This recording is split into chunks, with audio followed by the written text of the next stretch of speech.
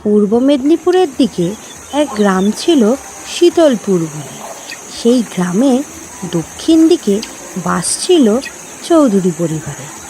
আর ঠিক সেই চৌধুরী বাড়ির পিছনের দিকেই ছিল এক মস্ত বট গাছ। আর সেই বট গাছেই ছিল টোনাটুনির ছোট্ট সংসার। তারা খুব সুখেই বট গাছের বাসায় সংসার করত। কিন্তু তারা কিছু দিন যাবৎ খুবই চিন্তার সাথে দিন কাটাচ্ছিল। আর তাদের চিন্তার কারণ ছিল চৌধুরী পরিবারে দুষ্টু পাজি বিড়ালটা। আর এই হলো চৌধুরী পরিবারে দুষ্টু পাজি বিড়ালটা, টোনা ও টুনির চিন্তার কারণ। ও গিন্নি, আমার না আজ সকাল থেকে খুব আনন্দ হচ্ছে। উফ, আমার না গিন্নি আর তর্স হচ্ছে না। আর দুটো দিনের অপেক্ষা। দুটো দিন কাটালেই আমাদের এই ডিম ফুটে ফুটফুটে সুন্দর তিনটে ছানা বেরোবে। ও গিন্নি, তোমার কি আনন্দ হচ্ছে না? আমি তো একা একাই বকে গেলাম, তুমি কিছুই বললে না। তোমার মুখটা কেমন যেন লাগছে। তুমি কি কিছু চিন্তা করছো গিন্নি? আমার চিন্তা করাটা কি খুব ভুল কর্তা? তবে আপনি আর কি বুঝবেন, সেই সকাল হলে বেরিয়ে যান খাবারের সন্ধানে। গিন্নি, এত ভুলটা না করে বলো তো কি হয়েছে? এবার তো তোমার কথা শুনে আমারও যে চিন্তা হচ্ছে। বলো যা, আপনি দেখছি তো কিছুই বোঝেন না। চিন্তা তো হচ্ছেই। আমার চিন্তার একটাই কারণ, ওই চৌধুরী পরিবারের দুষ্টু পাজি বিড়ালটা, একদম পাজির পা ছাড়া বিড়ালটা। দেখলেই একদম মাথা থেকে পা জ্বলে যায়। মনে হয় মেরে একদম দত্তদের পুকুরে ফেলে দিই। পাজিটার জ্বালায় আমার নাওয়া খাওয়া মাথায় উঠেছে, একটু মন ভরে সাজতেও পারি না। দিন দিন আমি কালো হয়ে যাচ্ছি। সকাল থেকে রাত্রির অবধি চিন্তাই আর চিন্তা।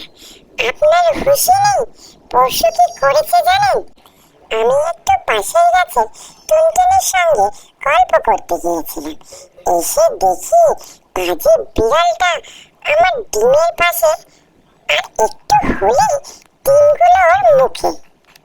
এই চিন্তায় আমি শান্তিতে ডিমগুলো তাও দিতে পারি না। আচ্ছা গিন্নি, তুমি চিন্তা করো না, তুমি শুধু ডিমগুলো খেয়াল রাখো, তারপর আমি এই ব্যাটার খবর নিচ্ছি। টুনিকে দেখে কিন্তু খুবই চিন্তায় লাগছে। না না, টুনিকে আর চিন্তা দেওয়া যাবে না, আমায় কিছু একটা করতেই হবে।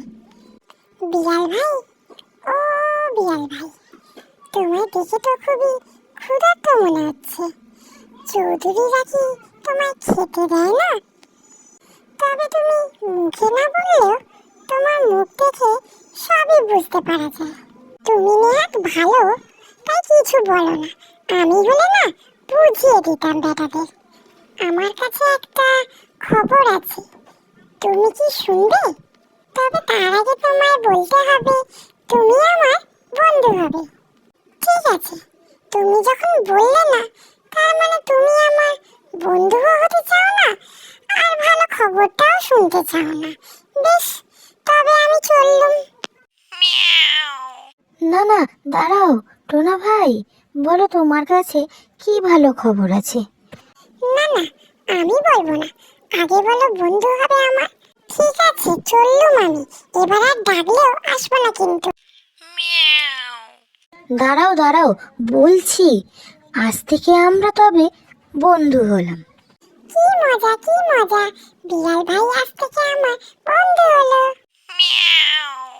এবার বলো কি ভালো খবর?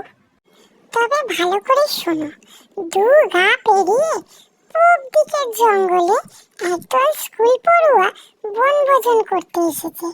খাবার দাবারের নাকি এলাহি ব্যবস্থা, মাছ মাংস ডিম সব আছে। কি না নেই, কোনটা ছেড়ে কোনটা খাবে?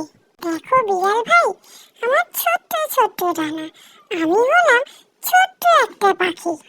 আমি কি আমার এই ছোট্ট ডানা দিয়ে অত দূর যেতে পারবো? তার থেকে বরং তুমিই যাও, তোমার লম্বা বিশ্বাস তুমি পারবে ঠিক। তবে আর দেরি করো না, তাড়াতাড়ি রওনা দাও। ভালো করে পেট পুরে মাছ মাংস সব খেয়ে আসো দেখি। তবে বেশ, তুমি যখন বলছো আমি গেলুম, আবার এসে তোমার সঙ্গে দেখা হবে।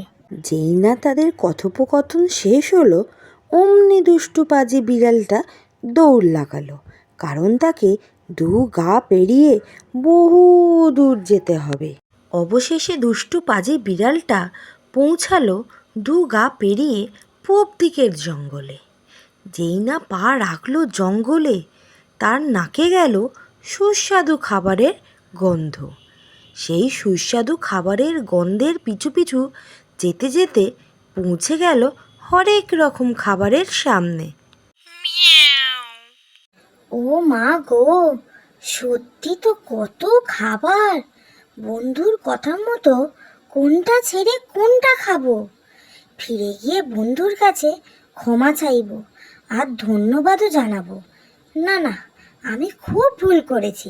বন্ধুর ডিমগুলো খাওয়ার জন্য আমি কি কি নাই করেছি, আর সেই বন্ধুই আমার উপকার করলো। আমি খুব ভুল করেছি, আর করব না। টুনি বোনের কাছেও ক্ষমা চাইব, কিন্তু তার আগে যাই, পেট পুরে সব খাই, যা পাবো তাই খাবো, কিছু ছাড়বো না। যাই যাই যাই। যেই না খাবারে মুখ দিল, অমনি তাদের মধ্যে থেকে একটি ছেলে এসে ব্যাটের বাড়ি দিল তার মাথায়। আর দুষ্টু পাজি বিড়ালটা ওখানেই ব্যাটের বাড়ি খেয়ে মারা গেল।